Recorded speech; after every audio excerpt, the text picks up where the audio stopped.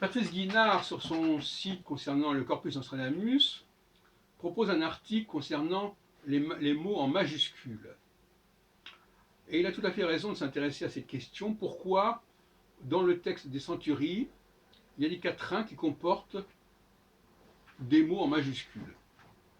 Alors lui, bon, il a sa façon de travailler qui n'est pas la mienne, il calcule le nombre de mots en majuscules, il en tire des conclusions qui me dépassent.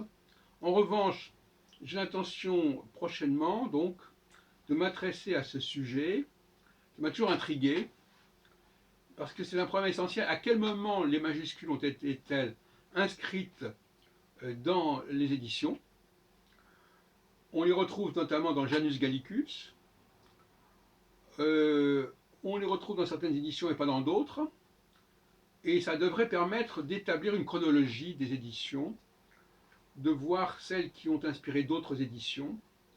Donc par conséquent, on va relancer la discussion sur la chronologie des éditions à partir de la question des mots mis en majuscules, sans parler de la question de savoir pourquoi ces mots sont mis en majuscules et qu'est-ce qu'il faut en comprendre. C'est un autre problème qui se situe en aval, au niveau exégétique.